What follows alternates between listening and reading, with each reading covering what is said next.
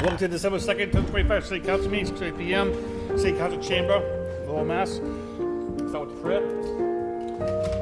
Today's session opens. We pray your presence will be before us and everyone who serves in the decision-making process of our city.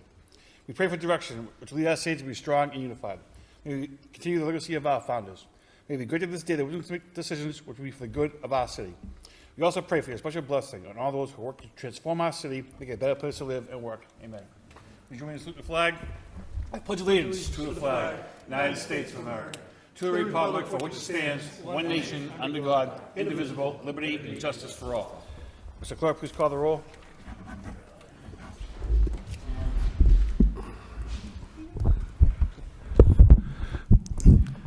Councilor Janess. Here. Councilor Mercia. Here. Councilor Noon. Councilor Robinson. Mayor Rourke. Here. Councilor Scott. Here. Councilor Yem. Here. Councilor Belanger. Here. Councilor Chow. Here. Councilor Dakota. Here. Councilor Gitchia. Here. 10 present. Councilor Mercia. Thank you, Mr. Mayor. I'd like to offer a moment of silence in darkened chamber for Julie Ann O'Brien Ramallo. Julie is survived by her beloved husband of 33 years, retired Assistant Deputy Superintendent Arthur Ramallo, Jr. Julie was a paraprofessional for many years at the Wang School in Lowell and always spoke so highly about her students. She is survived also by her son Charles Lyle and her daughter Casey Ramallo. She is the proud grandmother of David, Elizabeth, Zane, and Cash, her stepson Jeremy, her stepdaughter Jocelyn. Julie is also survived by her mother Patricia Thane, her sisters Tracy and Rhonda, and her brother Corey. May she rest in peace. I'd also like to offer a moment of silence in darkened chamber for Richard E. Dick Lockhart, devoted husband, cherished father, proud grandfather, and dedicated community member. A proud United States Army veteran, he carried his sense of duty and integrity throughout every chapter of his life, whether in his work, his community, or his home. Richard shared 56 wonderful years of marriage with his beloved wife, Rosemary Lockhart. Their life together was a beautiful example of devotion, partnership, and unwavering love, forming the foundation of close and cherished family. He was the proud father of 3 daughters, Amy and Chris Green, Sarah and Ben Atamian, and Jessica Lockhart, and his 7 grandchildren. Richard was deeply committed to the city of Lowell and its heritage.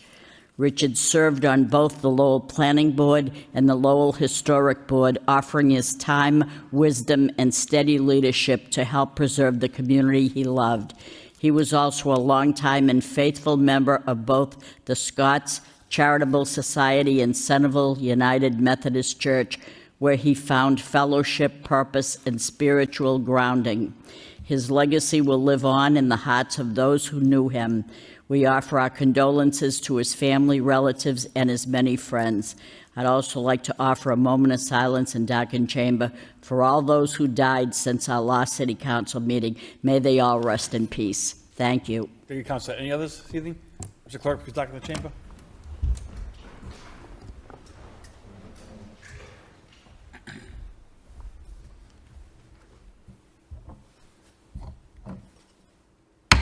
May they rest in peace.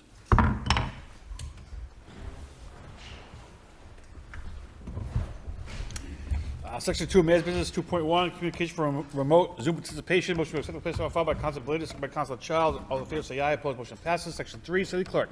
3.1, minutes of the Environmental and Flood Issues Subcommittee, November 25th, and a City Council meeting, November 25th, for acceptance by Councilor Dakota, second by Councilor Gitchia.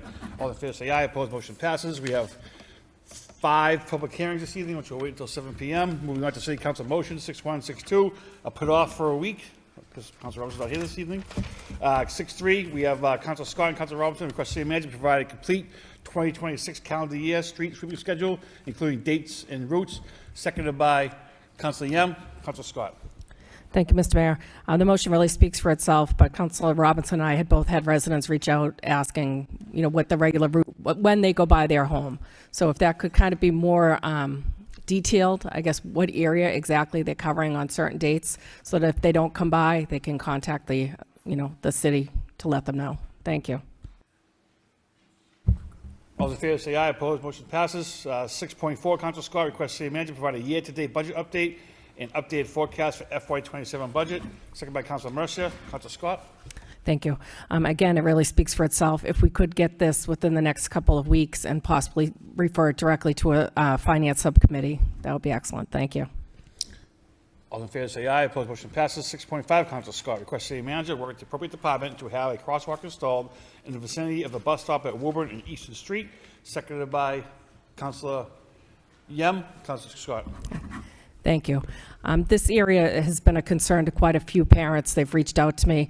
The students, the crosswalk, there's quite a few students that pick up the bus there, and they actually live on the other side of Woburn Street, so they have to cross Woburn Street, and you have the highway, people flying off the highway off-ramp there. So I don't know whether or not probably need some type of light there, maybe a flasher at some point in time, because it really is quite a dangerous situation, if not possibly reaching out to the school department about them looping the bus, somehow picking up on the other side of the road. So, okay, thank you. All in favor say aye. Opposed, motion passes. Section 7, reports. 7.1, Environmental and Flood Issues Subcommittee, November 25th, 2025. Chairman Belanger. Thank you, Mr. Mayor. The Environmental Subcommittee had a public hearing last Tuesday on November 25th at 5:30 p.m. Present at roll call were myself, Chairperson, Councilor Robinson, Councilor Yem. Others include Councilor Gitchia, Giovanni Baez-Rose, DPD Director, Councilor Mercia, Lisa Golden, Health and Human Service Director, and Matt Sheehan of Inspectional Services.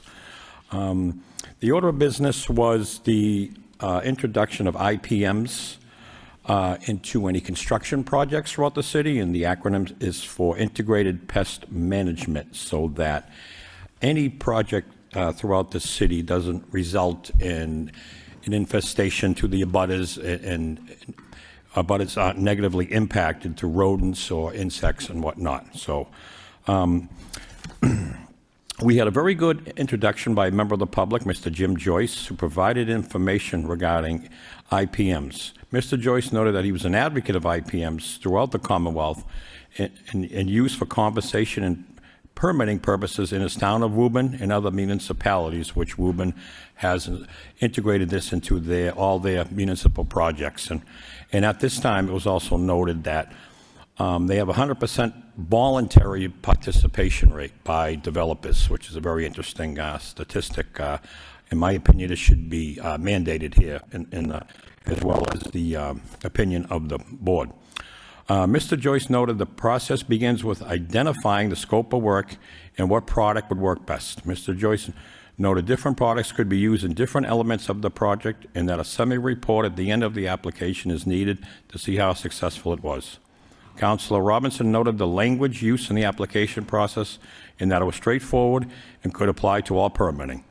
Councilor Yem noted in all urban areas, all rodent issues need to be addressed. Councilor Yem also stressed the importance of prevention. Ms. Baez-Rose noted application in the building process first, then to health inspection process. Ms. Baez-Rose also noted the need to provide a development package with an IPM and move forward in the most effective manner. It was also noted by the subcommittee, myself, Councilor Robinson, that Worcester provides a good template, blueprint for the development of IPMs incorporated into the Lowell Building Department. Councilor Robinson noted current projects in the city that could use this plan and that it should be part of the process early. The meeting was open to the public, and Mr. Gitchia, as a resident and non-elected official, noted such plans have been around schools for a long time and that it will be effective for other municipal purposes and that the city should get ahead of the curve. There was a motion by Councilor Yem, seconded by Councilor Robinson, to request the manager have the law department and DPD incorporate IPMs into land use application and permitting in the city. Adopted by a roll call, was passed unanimously. So it was of the opinion of the subcommittee that we have similar restrictions in projects throughout the city, such as stormwater runoff, that we make developers take precautions so that abutters aren't negatively impacted by projects. And this is along those same lines. It should be incorporated as well. Very good initiative. It was also a motion by Councilor Robinson, and I think will come into fruition here in Lowell in the very near future. So that's all I have, Mr. Mayor. Thank you very much. Motion to accept and place on file by Council Mercer, second by Council Scott. All in favor say aye. Opposed, motion passes. 8 petitions, 8.1, 1 claim for property damage.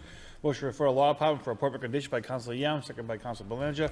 All in favor say aye. Opposed, motion passes. Are there any announcements this evening? Council Mercer? Thank you, Mr. Mayor. I have an announcement that tomorrow at 6 o'clock, right here in the mayor's, probably in the mayor's reception room or the council chamber, I don't know, at 6 o'clock, we're having a Parks and Recreation Subcommittee at 6 o'clock to talk about the Board of Parks' proposed fee structures for the tournaments. So if anybody's interested to be here, that'll be tomorrow at 6 o'clock. Okay. Thank you. Council Belanger? Thank you, Mr. Mayor. I would just like to thank the administration and CASE, Cultural Services, and Planning and Development for a very successful City of Lights parade that took place last Saturday night in the downtown. It was packed. It was a great crowd, and the councilors had a perfect attendance. We're all in attendance, as well as councilors-elect were there too. And it really showed what everybody rowing in the same direction on special events can achieve. It was really one of the best crowds I've seen during this tenure. This parade's been around for almost 20 years now, if not more.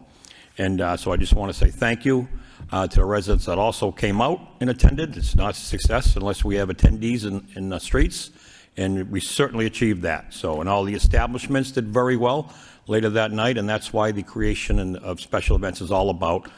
We get people to the downtown, and hopefully they stay around, eat, and it was a great night spent with all my colleagues and members of the public, Mr. Mayor. Thank you very much. Thank you, Councilor. Councilor Dakota? Thank you, Mr. Mayor. Just a reminder that former Senator Steve Panagiottakis's Toys for Tots are this Friday at the Blue Shamrock, 5:30 to whenever. So I'm sure that would be everybody's, I think this has got to be close to his 20th year, if not at least that. So everybody can bring a check, presents, whatever it may be, but it's all going to a good cause. Thank you. Thank you, Councilor. Manager Golden? Thank you very much, Mr. Mayor, through to the council. Councilors, I know that many of you have been calling, and I appreciate all the calls today in regards to our storm preparation. We started this morning at 7 a.m. This is for the edification of the folks who are listening. I know that most of you know this information. We currently, right now, have 84 vehicles out there. This is going to cause a problem. We've had snow, we've had rain. It is probably going to go to ice tonight. So I just want to remind everybody to please be careful out there. This, like I said, there's 84 pieces of equipment out there right now. The pre-treated, the brining that we did, we're going to have to go back out with the salt. This water seems to be at this time washing most of that away. So please, once again, remain vigilant. Listen to what's going to be happening tomorrow in the morning. But right now we have 84 vehicles that are out. If there's anybody else as far as contractors or within my listening voice and you've been thinking about this, yes, we have gotten hit a little bit earlier. But most of our contractors have re-signed with us, which is easy, but we're always in search of additional contractors to hit some of our streets. So if the council has any question about that, please feel free to ask, but just wanted to let for the edification of the citizens out there, please keep 311 by your side if you're seeing something. We need to know about it. Thank you, Councilor Dakota. Mr. Manager, at this time, how many contractors do we usually have on board at this time? Manager? Thank you, Mr. Mayor, through to the council. We are probably down about 30 contractors, 30 pieces of equipment. So we are experiencing the same challenges and problems. Our pay doesn't seem to be the problem. We pay very competitive to everybody else. We're looking at other ways of doing this. Mass DOT just implemented a bonus structure, which, once again, is Mass DOT interfering with ours? I would probably say no, considering most of the larger vehicles that Mass DOT is looking for are usually triaxles with wing blades, et cetera. But I know that Chelmsford just introduced something. But talking to some of the folks in the surrounding towns, they're having the same problems that we're having. It's just, this is a real, I believe this is going to be a challenging year, but as of right now, we have 84 pieces of equipment out, and we're probably light a little bit, but we need to stay vigilant. If anybody knows if anyone knows is looking for work, we're always looking to bring people on. Thank you. So I need a motion to take a break until 7 PM by Councilor Yam, second by Councilor Getchia. All those in favor say aye. Opposed, motion passes. We'll see you in about 10, 15 minutes.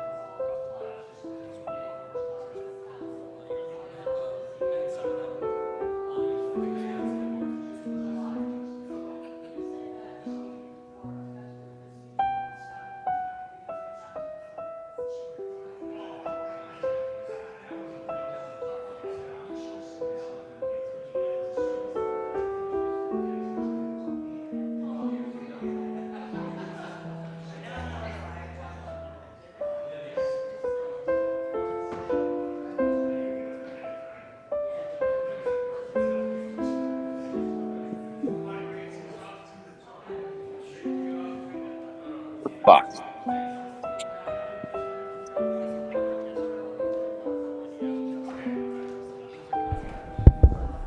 Another roll call.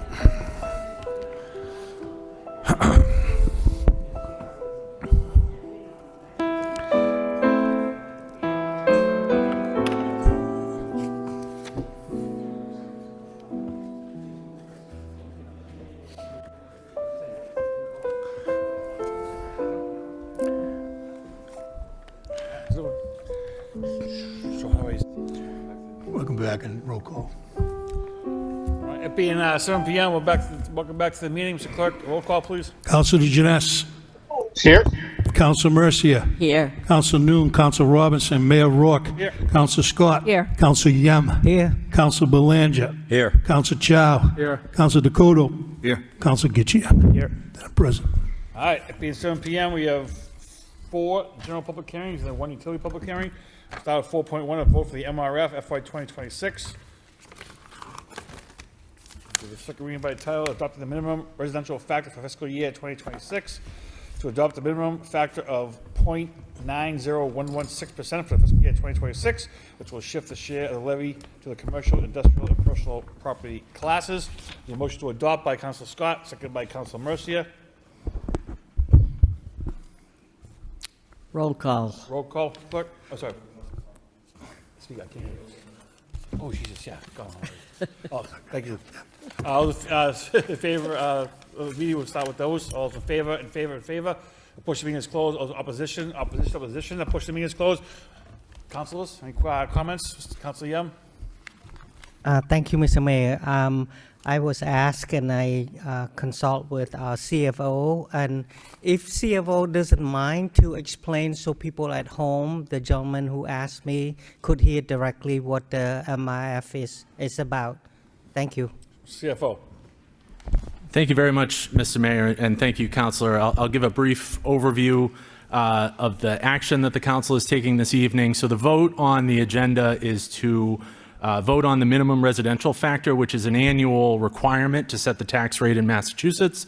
This is a function of the Prop 2.5 law, the General Law, Chapter 200, and essentially what the council is voting on, there is a maximum shift that is allowed under the law to push the tax burden away from the residential class in communities that have a split rate. Lowell has a split tax rate, so there is one rate that applies to residential properties and another that applies to commercial. The vote that the council is taking and the administration's recommendation is the same every year since the Proposition 2.5 came in effect in the 1970s. The Lowell City Council has taken a similar vote to push the burden as far to the maximum extent under the law away from the residential class so as to ease the burden on our residential taxpayers. Thank you, Mr. Mayor. I'm happy to answer any questions that the council may have. Councilor Young? We talked about residential, and I asked our CFO to identify residential. Is that 1 unit to 4 or any other unit? And we got the clarification if CFO wouldn't mind to to explain that to our viewer at home as well. Why don't you do the tax code too, while you're at it, Mr. CFO? I'll give the 101, Mr. Mayor, as best I can. So to provide some additional detail, the city, as does every community in Massachusetts, we tax residential properties. These are single-family homes, condos, two families, et cetera, at the residential rate, which is about $11.48 in 2025. The commercial rate, as well as the industrial and personal property rate, which are all the other rate other than the residential rate, apply to commercial properties. These are things like restaurants or storefronts, as well as industrial property that may be manufacturing or other things of that nature, and personal property, which in businesses, for example, a lawyer's office may have fax machines and printers. A bakery may have special machinery. That is personal property that is taxed at the CIP, commercial, industrial, personal property rate. But all multifamily units are all taxed at the residential rate. Thank you so much, sir. Roll call, Mr. Clerk. What was the motion, Dan? Oh, it was made by Councilor Mercia, second by Councilor Young. Councilor Mercia, go ahead. Through you to the CFO, Connor, what is the amount about new growth? That factors in there too. Do we have any information about the new growth? Because all I'm hearing is more condos are being built, duplexes are being built. So this might factor in to any degree. Could you just give us some information on that? CFO. Of course, I'd be happy to, Counselor. So we have with us tonight the Chief Assessor, who can help me with some additional detail, but we have had some new growth, which is a positive economic indicator in Lowell. It's significant in that it indicates that the economy is growing. There are new parcels coming online, as well as new growth also means additions to existing parcels. So if you build a porch on your house or make an addition, that counts as new growth. Some of the major contributors to the 2026 new growth, which was in excess of our estimate in the budget, so that is a good thing and helps with the residential tax bills. We had 6 multifamily complexes, 227 new apartments, condominium developments at Gorham Street and Central Street, the Markley Data Center expansion and tenant fit-ups, Colonial Gas and Mass Electric facility improvements. These are all contributors to the new growth. I stole this information from the Chief Assessor. She prepared all of this. But one of the other things we see is existing TIF agreements where there may be a declining schedule. We do start to pick up some of that as new growth as those TIF agreements wind down towards the end. So in the example of perhaps Markley, we're starting to see a little bit of that, which is a long-term economic gain. You covered it. Okay. Good notes. Thank you so much. Thank you. That's informative. Thank you, Mayor Rourke. Through you to CFO Baldwin. Could you share that information to us, to the council? Be happy to, Counselor. Thank you. Roll call. Counsel Janess. Yes. Counsel Mercia. Yes. Counsel Noon. Counsel Robinson. Mayor Rourke. Yes. Counsel Scott. Yes. Counsel Yem. Yes. Counsel Belanger. Yes. Counsel Chow. Yes. Counsel Dakota. Yes. Counsel Getchia. Yes.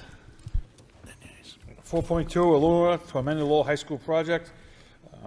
Give the second reading by title, a loan order to borrow $38,850,848 in addition to the $381,967,231 previously authorized to be borrowed by a vote of the City Council on May 9, 2019 and March 29, 2022 to pay costs of designing, constructing, equipping, and furnishing the additional and renovation project at Lowell High School, located at 50 Father Morrisette Boulevard, Lowell, Mass., including payment of all costs incidental and related thereto. The amount authorized by this order represents the total project budget for this project as approved by the Massachusetts School Building Authority and is inclusive of all the amounts previously appropriated to pay costs of the project. We'll start off the meeting by all those in favor, in favor, in favor. The portion of the meeting is closed. All those in opposition, opposition, opposition.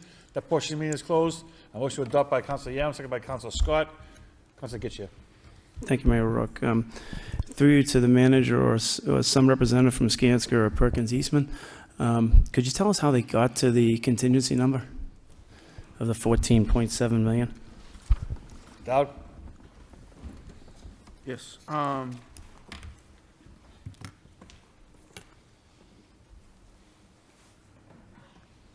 Council, I'm going back to the presentation from June 24th. There were two methodologies that we utilized in coming to the contingency amount of $14.75 million. The first was a percentage of the contingency usage to date. I can't. Yeah, speak to the microphone, please, Mr. But Dowd. Give me a second. 12.5% from the phase 3 is utilizing the contingency rate of 12.5% of contract work. The phase 3 scope of work is similar to what is remaining, and we took the amount of remaining scope and went with 12.5% of that. Adding in money of $3.1 million for closeout and a safety factor yielded $14.75 million. The other way we went in establishing the contingency was we went trade by trade. We sat down with Perkins Eastman and Suffolk, and we went trade by trade, going by what scope we had coming up, what the previous scope was, what issues we ran into, what those issues cost. We sat down one afternoon for about 3 hours, went through every trade. That number came out to $11.35 million. We added $3.4 million for closeout, anticipating that there may be some claims at the end of the project from subcontractors, making sure we had money there. And a safety factor, we came out with $14.75 million. That was the numbers that we felt was a comfortable number so that we wouldn't have to come back here for additional funds at the closeout of the project. Just for clarification purposes, could you explain to the council and also to the public the comparison of what phase 3 is and what phase 4 is, and then how they're compared? I assume, because I read the presentation and I've read all of this, that phase 3 is the 1922 building. Correct. Phase 3 is actually the 1980s building, which is on the West Campus. That is the new portion that was turned over in August. And the other portion of phase 3 is the north end of the 1922 building closest to French that is currently under construction, and that will be turned over at the first of the year. Those are two sections of the building that are renovation as opposed to new construction. Phase 1, the gymnasium, was new construction. Phase 2, the 5-story freshman academy and the cafeteria and the other areas above that that connect every, what we call Building D, which connects the gym, the freshman academy, and the 80s. That central portion was all new construction. So phase 3 that we were comparing it to was renovation. Phase 4 is the southern portion of the 1922 building and the 1892 building, which is renovation in a 100-year-old building and a 130-year-old building that we are anticipating that we will run into issues as we have in the 1922 building. In the 1922 building, that's the one we ran into the flooring issue in the basement, correct? That is correct. So did we bore already and make sure in the 1822 building we don't have the same problem? Has that been already? We have the same problem in the 1892 building, and we will be utilizing funds from within $39.85 million. We have the same problem down there? Yes, the whole basement floor in Phase 4 needs to come out. Okay, so that's the first I've heard of that piece. When we went through both the 1922 building and the 1892 building, the Colburn, are very different buildings. One's made up of mostly classrooms, right? The 1892 building? The 1892 building is classrooms. There's also a main central area that will become the library media center. That is an area that was, I believe, in the 1990s was a main hall, a dance hall from actually the 1800s that was cut in half and turned into 2 floors. That will be restored to its original condition in the 1892 building, and that will be the main library of the high school. Was that part of the original design? Yes, it was. Okay, so in the 1922 building, we found asbestos that we didn't know about, correct? That used up part of the contingency? That used part of the contingency, yes. That was in the boiler room and in the auditorium. What was the cost of that? I do not have that off the top of my head. So in the 1892 building, do we have any asbestos because I'm sure we tested for it, right? Yes, I believe there is asbestos in there, and in the nature of any renovation, as walls are taken down and items are encountered that weren't able to be accessed during the design phase, if anything is seen as suspect, it will be tested, and if it needs to be added to the scope, it will be. So do you think that there is asbestos in this building? I don't know. In your professional opinion? Most Because you put a contingency together that would basically include it, so I'm guessing that you're saying that there is asbestos somewhere in there. It is likely. Okay. My hard part is you've been here since 2016, and we've sat through these meetings early on, and you stood up here yourself in many neighborhood meetings and said that we weren't going to have this problem, that we knew these buildings. We did a walkthrough of the high school, and when we looked at the boring, we asked why there was one boring hole, and you stated in front of multiple people that, well, there were classrooms down here, we didn't want to really disrupt them. To me, when you look at this project, and you can take offense to this or you don't have to, every time this gets extended longer and longer time frame, 2 people make money. Perkins Eastman and Skanska, every single time.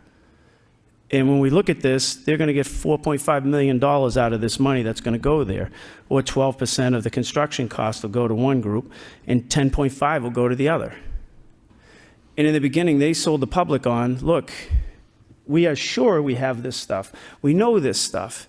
And here we are today, again, looking for more and more. I wish I had a job where I could extend timelines where I made more money off of the taxpayer. It's hard to watch this every day, day in and day out. You know, when you look at the construction cost and you take the OPM and the architect cost and you just put a percentage to them, they're getting 22.4% of what the construction cost is in this point. That's just crazy. And then when you look at the contingency on the construction cost, it's over 72%. It's hard to take, especially as a taxpayer. And then we lost all the MSBA money because you stood here, you did all the work behind the scenes, and told us this is the outline that we need. So now we can't even go back to the MSBA and get our 80%. But yet we're paying them more money as we go along, and we're not getting our 80% from the MSBA. Call me a fool, but I mean, I don't know. When I look at this, I just feel as though the taxpayer got taken. And tonight, I am not guessing at $14.7 million in contingency is going to be the number. I think they should stand up here every time they need to use that contingency money and ask us for it. Because I think it's just wrong that we're at this stage again and we're asking the taxpayer for more money. And when we look at the next tax increase, you're going to see it in your tax bills. and it's our job to represent this city. And I just think we're poorly represented since 2016 with all these changes and everything when we ask these questions in advance. It's not where the high school is located. Let's not get into that. Let's just look at the functions that took place. We were sold something, and we can go back to the videotapes. They're there. They did neighborhood groups. They did everything in between, and they sat up there and they sold us on something. And today we're getting taken again, and it's just wrong. And this is because of lack of investigation into the project put forth, and we lost out on the MSBA money. Unless the manager can pull a rabbit out of his hat with the MSBA and say, here we are again, and they're going to give us the money. But I think at this time, when you're watching the state cut everybody's everything, I think we're going to have a hard time going back and getting it. But that's just my opinion, and I will let the rest of the councilors speak. Thank you. Mr. Dakota? Thank you, Mr. Mayor. Mr. Dell, you'll excuse me if I misheard you, but you just said that the Coburn Hall floor will need to be replaced? That is correct.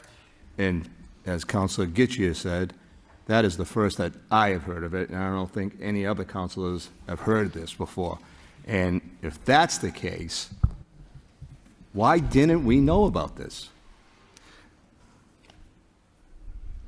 Now I really know the meaning of blank check, because it just seems like it's on and on and on, and we're finding all these things. And the most popular word this year from Scancer and Perkin Eastman has been unforeseen. Well, isn't that your job? Excuse me? Isn't that your job to find to come up with numbers that are real? Listen, I understand a project like this. There's going to be some areas that that are going to be a little bit over, but this number is staggering. It's absolutely staggering. And now to hear that this floor has to be redone, and this is the first that this council has heard, I don't have any words. I really don't. Incompetence, maybe? I think this is probably a good word right now. You did mention something about 3.4 in claims. Can you expound upon that, please? That is correct. Explain that to the public. There is a likelihood from some subcontractors and possibly from Suffolk that we will receive a claim that they are owed additional funds. And we are providing funds there, should that be, so we could settle those with the law department as to what we encounter. This is public construction, and there's a likelihood that we will get claims. Is that common? It is.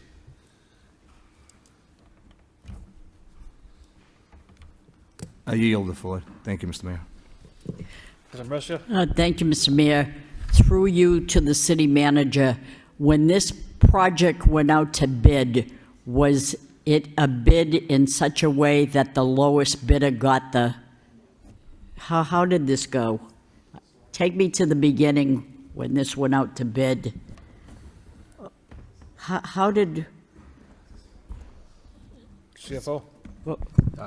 Thank you, Mr. Mayor, and please, Mr. Dowd, correct my memory, but we did an RFQ process to request qualifications for construction bidders. We had procured the OPM first, and then the design firm, and then together there was a procurement process for the construction manager at risk under Chapter 44A. So we had to request permission from the Inspector General to proceed in that procurement delivery method, and then there was a selection process that occurred afterwards. So in the selection process, how many people, how many companies were there to choose from?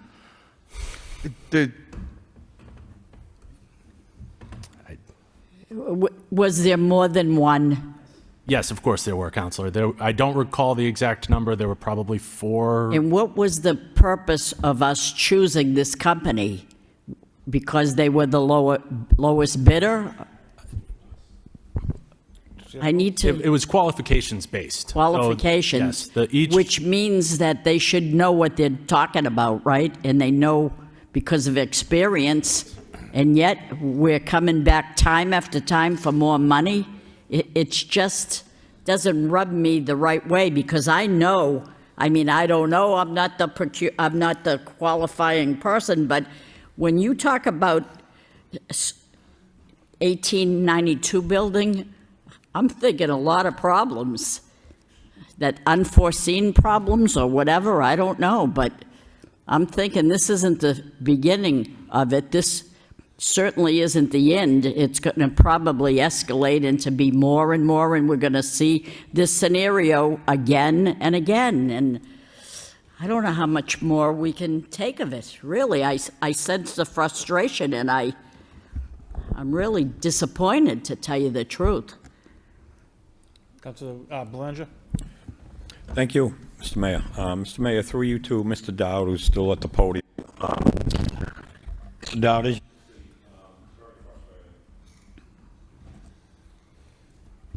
excuse me, thank you.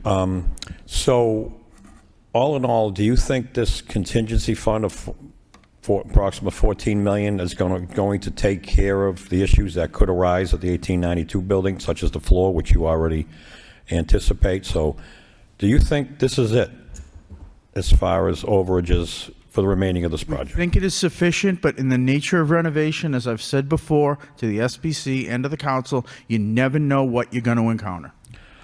Yeah, we've certainly seen that. Yes, I can't disagree with you after what we've seen and been through.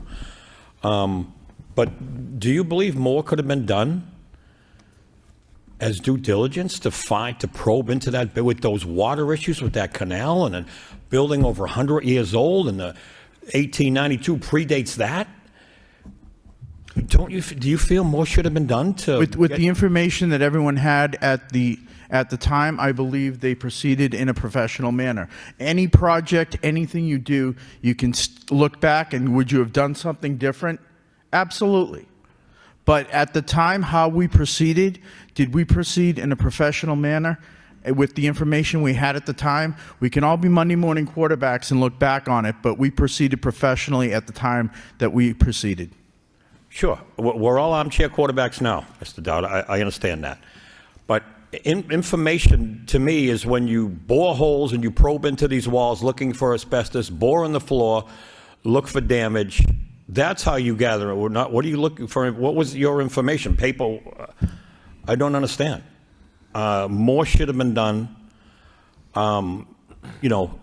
We have to take these tough votes. And this stinks. There's no doubt about it. I believe, look, we can go back and forth. I'm sure you had good intentions, Mr. Dowd, there's no doubt. I know you're a lifelong Lowellian, and however, the taxpayers have been let down. We've been let down, and here we are.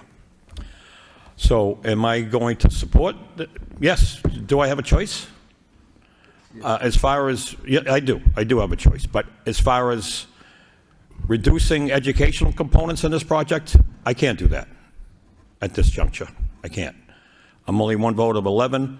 Number two, I can't leave a mess. We can't go back to the well again.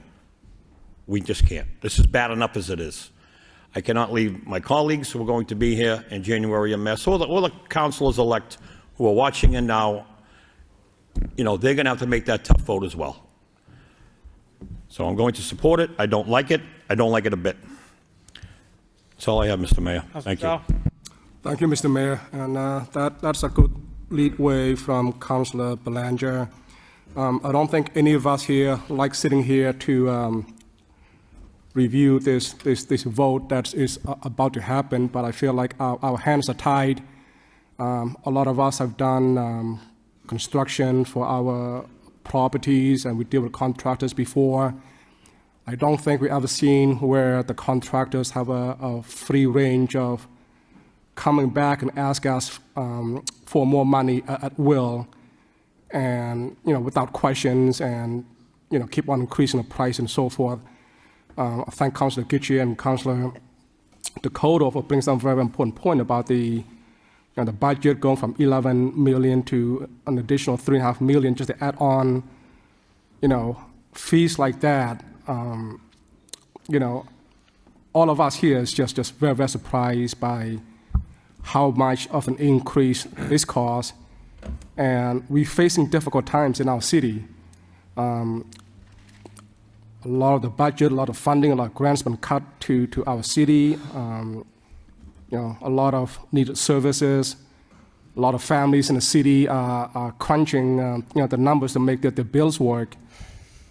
So, with this amount of increase, the increased expenses, my question to you, Mr. Dow, is if you have worked out, or maybe this through Mr. Mayor to Mr. CFO and Mr. Dow, has anyone figured out how much of an increase this to our taxpayers? What's going to be the increase to the tax base, and how is it going to affect our budget next year?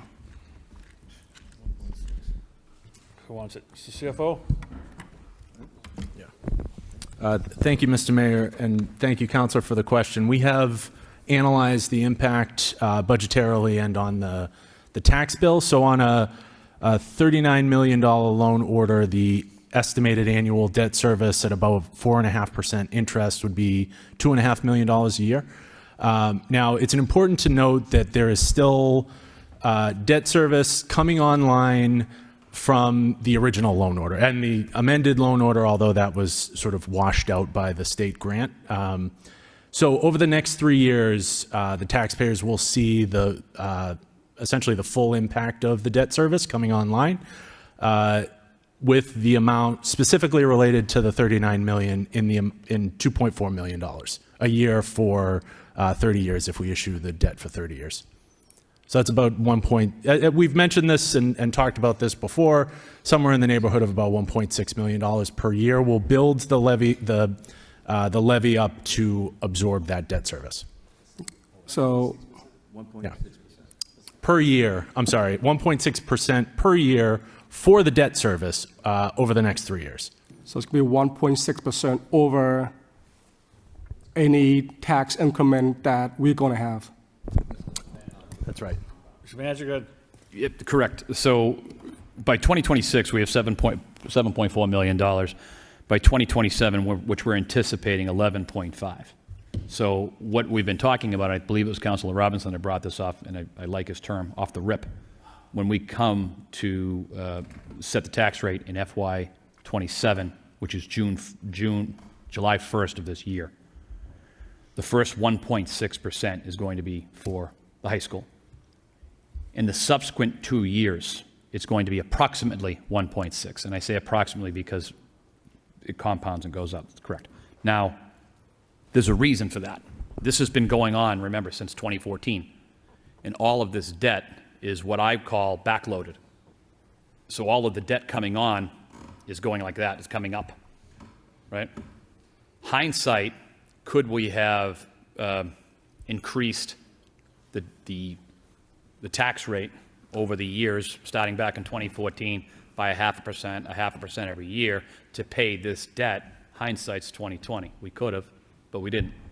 So what we're going to experience, and once again in FY 27, which is this June, FY 28 and FY 29, is before we talk about the cost of doing business, before we talk about the cost of roadway products or anything else, approximately 1.6% of the tax rate will be credited or put towards the debt service, towards, unequivocally, I think, the largest public works project we have done in this city ever, probably ever. All right? So it's important to note, and I like I said, I want to credit where credit was due, because I liked how he said it. Right out of the gate, we're going to have to put 1.6%. So if you do normalize it, 1.6 plus the 2.5 or the 3%, once again, the cost of doing business for the city, the price of gas, everything that people pay for at home. And it's important to, once again, drive home that this is happening because all of the debt is coming due and it is backloaded, similar to if you're put something on layaway, I suppose. I don't know, given the Christmas time. So this is not an easy situation. Once again, in 2014, could we have done something different? We just didn't, but that's fine. That's okay. But we're finding out that we're doing a lot of this now. This council is aggressively going at things that have not been dealt with. Firehouses, roadway projects, et cetera, et cetera, et cetera.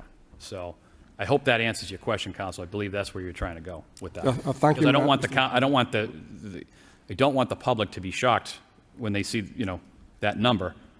Because once again, over the next 3 years, just to pay this debt, what'll get us approximately $9 million over the next 3 years, which will pay upwards of 11, if we're correct, $11.5 million when it's fully, when the debt is fully realized. Thank you, Mr. Manager. That's very clear answer, and I appreciate all you do and put this in perspective. As you can see from the reaction from my colleagues here, it's not a easy place, not where we want to be. Appreciate your answer. Council Getcha?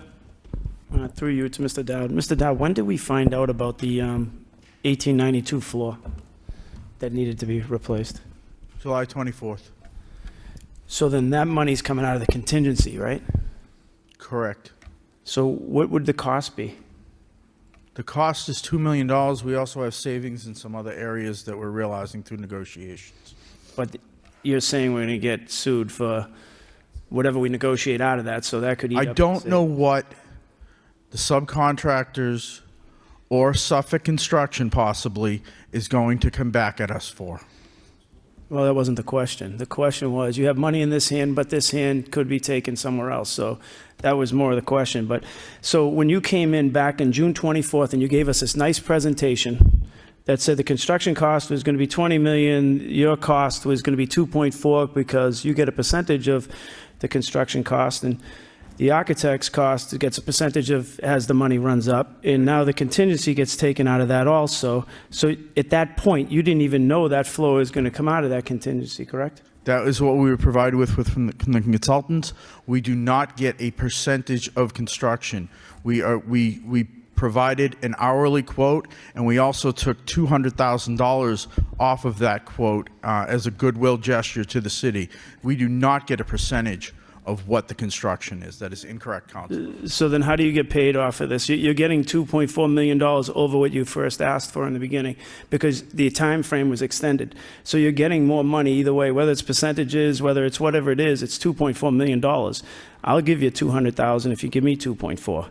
At the end of the day, when you look at this, back on June 24th, you came in, you gave us this nice presentation with contingency, and then you find out in July that some of the contingency is already going to be eaten up by an issue that we should already knew at that point. That's the point to this. So the contingency is something that already we're into, and we haven't even got to that area yet, just so the council's aware of that. Thank you. Before we take a vote, I just, a couple of comments. And I can't believe I'm saying this, but Councilor Gitch is much more diplomatic than I am, especially with this subject. But the first mistake that was made was the location. And we were told all along that if we went through a renovation, this would happen, and everything that we've been told has come to fruition. Proper procedure was followed when this vote was first taken to move it out to where it should have been. And for some reason, the treasurer at the time pulled the plug on us. The city was sued by a body that serves the city, and we're here now today. So, this $80 million, it is what it is. It's, every renovation, you hear from anybody, I'm not defending anybody, but people sitting in this room right now that said exactly what would happen is exactly happening. Councilor Scott, go ahead. Thank you. I actually was going to say something very similar. So I feel like we were really sold promises that renovating really old buildings on a very complex site in a downtown area was somehow going to be an equivalent or easy way to get this done for the taxpayers in the city. It was going to cost less than any other way. And here we are with still no commitment where we're going to end up. So I guess my only question that I would ask to the manager is, I don't want to do this to the taxpayers. If we're going to do 2.5%, 1.6%, we're getting into numbers that, no one's going to be happy with, even though they did vote, some people voted for this high school downtown. So my question would just be, what are our alternatives right now? Are there any alternatives, cuts that have been looked at? Oh, that's you, Mr. Dowd, you answer for that one? Or Mr. Manager, whoever wants it. You're just giving us what the plan was and what the cost of that plan is, correct? Correct. We have looked into whether or not there could be cuts. The problem you have with cuts is you have a project funding agreement with the MSBA that has obligations of what facilities you are going to provide to the students, and you would, if you end up cutting that, you end up breaking the agreement with the MSBA. We don't know what the repercussions of that would be if you don't meet the project funding agreement with the funding that has already been provided and additional funding that is to be provided by the state. The other problem you have there is when we have already purchased everything, in that we have contracts with Suffolk Construction, they have contracts with the subcontractors. If you start changing the scope, we would be looking to get credits from them, and those are extremely difficult to negotiate and get dollar for dollar back, which would probably be an unwise move at that point, because you'd be throwing money away essentially. And as far as dealing with the MSBA, that would be a complex thing where we're way over budget. I mean, that wouldn't be an argument for making cuts to the scope. I mean, I know it's been done before. It happened at the high school downtown in the past. We talked about this not happening this time, but here we are again. The previous high school construction was not under the MSBA. That is a different set of rules.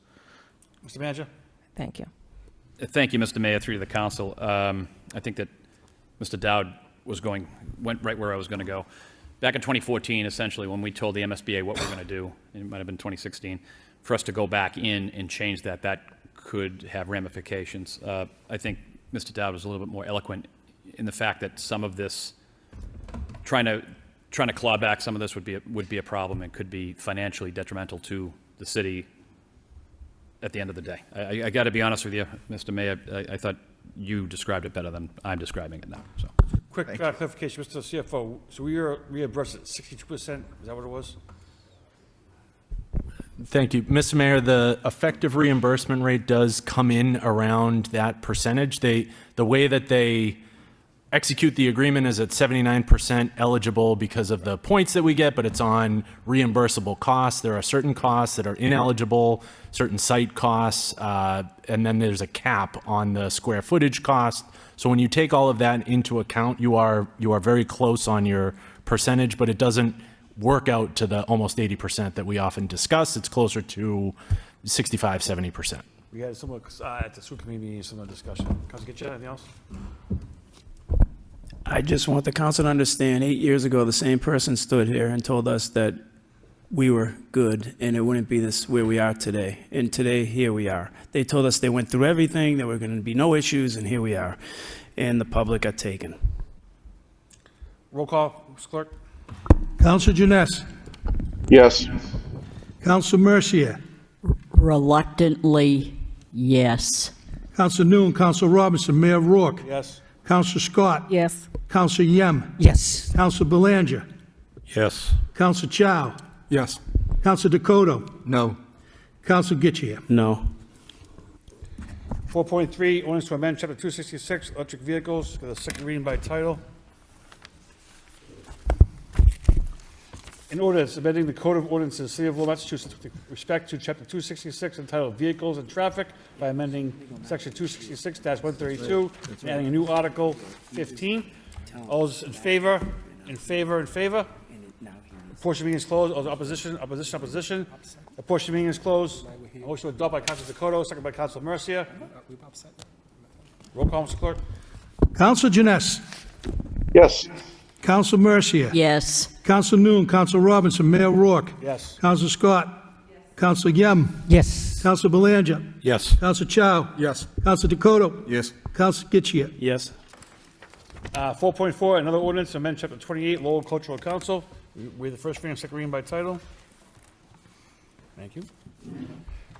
An ordinance amending the Code of Ordinances, City of Lowell, Massachusetts, with respect to Chapter 28, Article 3, thereof entitled Reserve System. So, all those wishes, before we do the opening up, Mr. CFO, you want to say a couple of words? Yes, thank you very much, Mr. Mayor, and I'd like to lend my support to this ordinance, to the council. A little bit of background, because it is somewhat technical in nature, but it is a fix of the ordinance to essentially to comply with the state law. So there is, in Lowell, we have a local cultural council that is the local version of the Massachusetts Cultural Council, and they run grant programs that are funded in large part by the state, where the city is a pass-through. So the city has an ordinance on the books, the reserve system ordinance. We talk about this sometimes, that requires purchase orders and first, and then for payment to happen afterwards. Now, this come to find out through some requests by the Cultural Council and the Case Office. They brought this to our attention. A lot of times these grants go to small artists who are unable to front the money. And so we did some research, and the statute provides for a different methodology for administering Cultural Council grants. So it does provide explicitly under Section 58 of Chapter 10 of the General Laws for sort of a prepayment of the grants to the artists. It is designed specifically for those reasons because it's for artists who not otherwise would have funds available to fund these projects.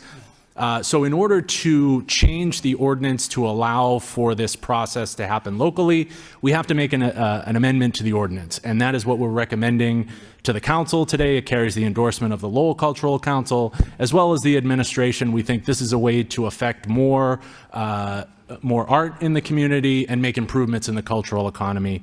Thank you very much, Mr. Mayor. We support this ordinance.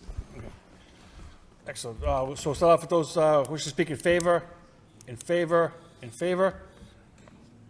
The portion of the meeting is closed. Also opposition, opposition, opposition.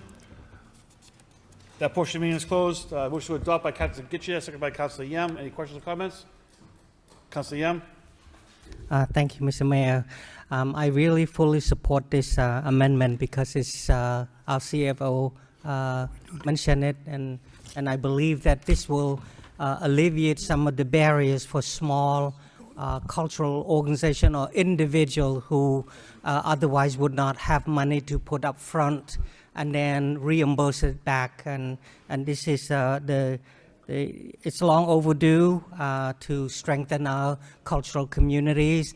And number two, it's a cost on the city part that I have to go through all that process. You know, they submit it and then they have to go through, verify it and everything. So it's a win-win situation for our cultural organization and individuals otherwise would not have enough money to put up front and reimburse later. So I urge my colleague to fully support this amendment as well. Thank you, Mr. Mayor. Mr. Clerk? Councilor Janess. Yes. Councilor Mercia. Yes. Councilor Noon. Councilor Robinson. Mayor Rourke. Yes. Councilor Scott. Yes. Councilor Yem. Yes. Councilor Belanger. Yes. Councilor Chow. Yes. Councilor Dakota. Yes. Councilor Gitchia. Yes. Right. Returning to, we have one utility public hearing, 5.1 National Grid request relocation of one existing SO pole at 138 Cross Street. We'll open the hearing. All those in favor? In favor, in favor. Portion of the meeting is closed. All those opposition, opposition, opposition. The portion of the meeting is closed. Motion to adopt by Councilor Gitchia, second by Councilor Mercia. Roll call, Mr. No Clerk. need for roll call. All those in favor say aye. Opposed, motion passes to refer to the wire inspector for a report recommendation. Returning to the announcements, Councilor Mercia. Thank you, Mr. Mayor. On Tuesday, December 9th at 4 p.m., we will have a groundbreaking on the Training Facility Center at Colley Stadium. All people are welcome to attend, and that's good news because it's been in the works for a long time, and people will be happy to know that's going to happen. Thank you. Councilor Gitchia, right, take us home. It was wearing your hat. I just wanted to wish Chris Merrill a happy 20th birthday. I took over the birthday thing, Paul. Happy birthday, Chris. Motion to adjourn by Councilor Scott, second by Councilor Mercia. Have a good evening.